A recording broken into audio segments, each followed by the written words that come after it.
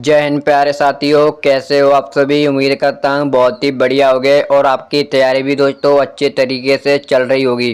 तो आज आपको मैं दोस्तों इस वीडियो में एक जीके जीएस का प्रैक्टिस सेट कराने वाला हूँ, जो दोस्तों आपको यूपी पुलिस और एसआई के लिए काफ़ी मदद देने वाला है। तो दोस्तों आप इस प्रैक्टिस सेट को पूरा ज़रूर लगाएं और अपना स्कोर हमें कमेंट करके ज़रूर बताएं। तो चलिए दोस्तों, बिना किसी देरी के वीडियो को स्टार्ट करते हैं। आपका पहला प्रश्न है, श्रीलंका की सबसे लंबी नदी कौन सी है। यानी दोस्तों आपसे पूछा जा रहा है जो श्रीलंका है उसकी सबसे लंबी नदी।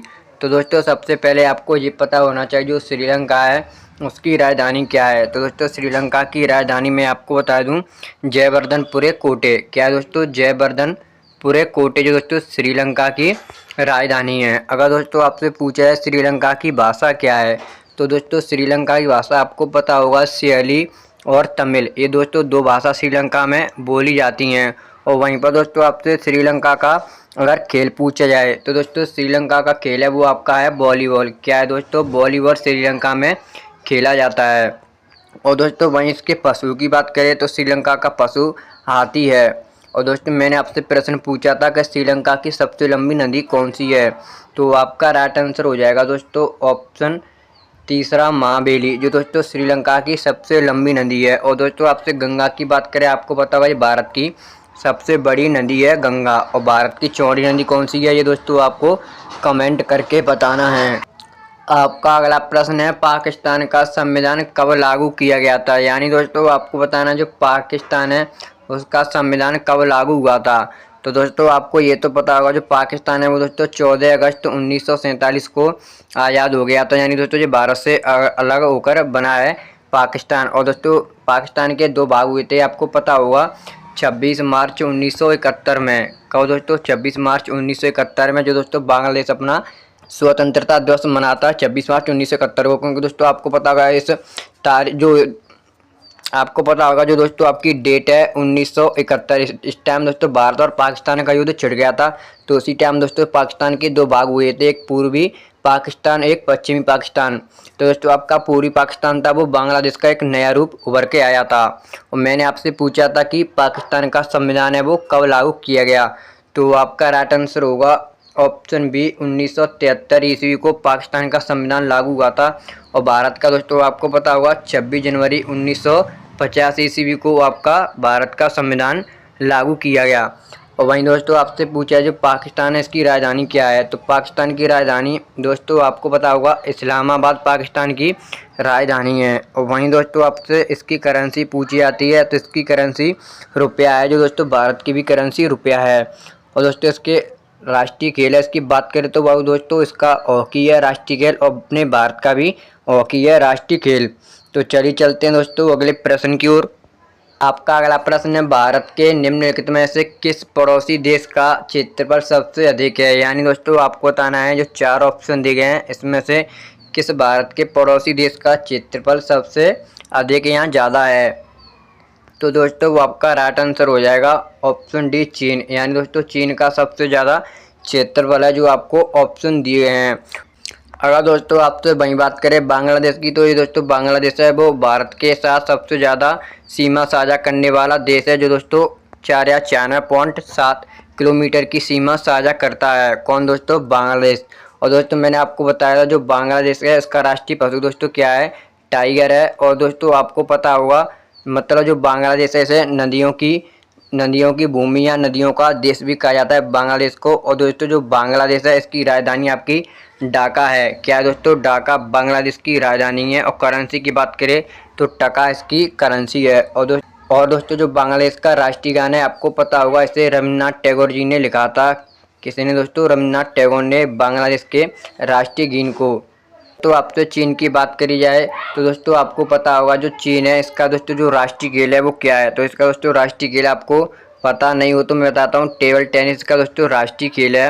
और आपसे इसकी राजधानी पूछी जाए चीन की, तो दोस्तों चीन की राजधानी बीजिंग है। उसकी दोस्तों प्रमुख भाषा है मंदारिन, जो दोस्तों चीन में सबसे ज़्यादा बोली जाती है। और दोस्तों चीन की आपसे मुद्रा की बात करें तो युआन इसकी मुद्रा है। क्या दोस्तों, युआन।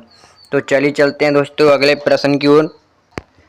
आपका अगला प्रश्न है, बांग्लादेश का राष्ट्रीय ध्वज का डिजाइन किसके द्वारा किया गया। यानी दोस्तों आपको बताना जो बांग्लादेश का राष्ट्रीय ध्वज है वो किसके द्वारा डिजाइन किया गया था। तो दोस्तों आपका राइट आंसर होगा ऑप्शन सी कमरुल हसन। जो दोस्तों कमरुल हसन है इन्होंने बांग्लादेश के राष्ट्रीय ध्वज को डिजाइन किया था।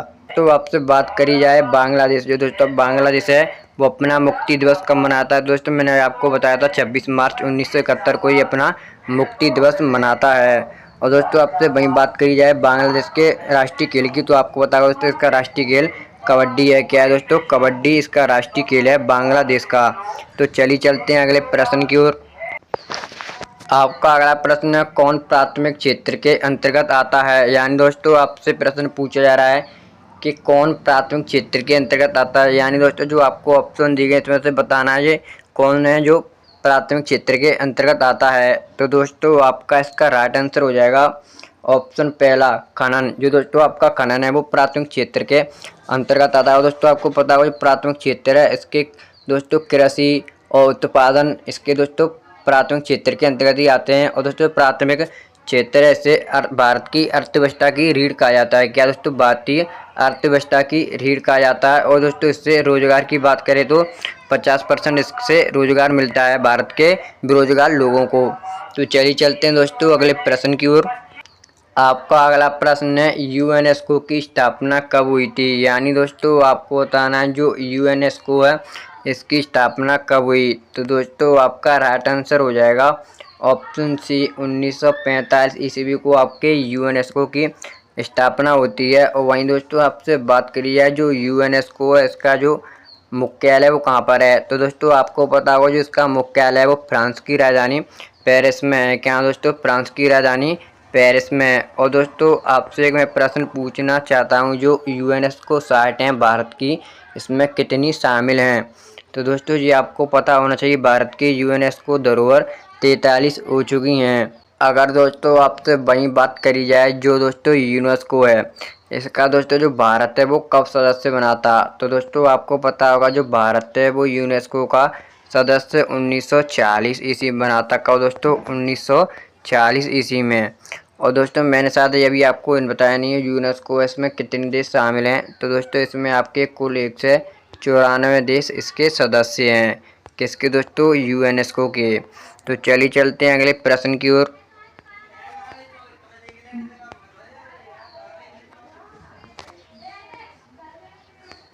आपका अगला प्रश्न है निम्न में से किस देश की मुद्रा बिर है। यानी दोस्तों आपको बताना है जो ऑप्शन दिए गए इसमें से किस देश की मुद्रा है वो बिर है। तो दोस्तों आपका राइट आंसर होगा ऑप्शन है इथोपिया। जो दोस्तों इथोपिया है इसकी मुद्रा बिर है। अगर दोस्तों आपसे वही बात करी जाए अफगानिस्तान, तो दोस्तों सबसे पहले इसकी राजधानी देखते हैं हम। अफगानिस्तान की राजधानी है वो आपकी दोस्तों काबुल है। क्या है दोस्तों, काबुल। और इसकी मुद्रा की बात करें तो दोस्तों इसकी मुद्रा वो अफगानी है। क्या है दोस्तों, अफगानी इसकी मुद्रा है। और दोस्तों वहीं आपसे बात करी जाए तो चलिए चलते हैं दोस्तों अगले प्रश्न की ओर।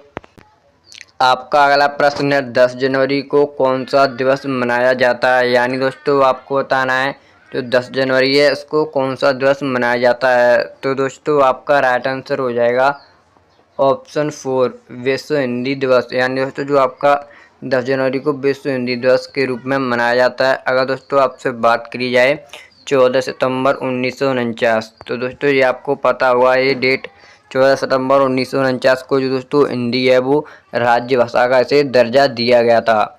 और दोस्तों वहीं बात करी जाए 14 सितंबर को आपको पता होगा दोस्तों राष्ट्रीय हिंदी दिवस मनाया जाता है। क्या दोस्तों, राष्ट्रीय हिंदी दिवस जो आपका 14 सितंबर को मनाया जाता है। और वहीं बात करी जाए आपसे युवा दिवस की, तो दोस्तों आपको पता होगा ये आपका 12 जनवरी को मनाया जाता है क्योंकि दोस्तों इस तारीख को स्वामी विवेकानंद जी का जन्म हुआ था। और थल सेना की बात करें तो दोस्तों जो थल सेना है वो आपका दिवस है वो 15 जनवरी को मनाया जाता है, थल सेना दिवस। और भारतीय प्रवासी दिवस दोस्तों ये तो आपको पता होगा 9 जनवरी को जो महात्मा गांधी है वो दोस्तों साउथ अफ्रीका से वापस लौट कर आए थे 9 जनवरी 1915 ईस्वी को। अगर दोस्तों ये आपको हमारा जो प्रैक्टिस सेट है वो थोड़ा सी भी यूजफुल लगा हो तो वीडियो को लाइक और चैनल को सब्सक्राइब करके हमें बताएं दोस्तों जो आपको अगला प्रैक्टिस सेट है वो किस लेवल का चाहिए। तो दोस्तों आज का जो हमारा प्रैक्टिस सेट था वो यहीं पर समाप्त होता है। तो चलिए मिलते हैं अगली वीडियो में। जय हिंद, जय भारत।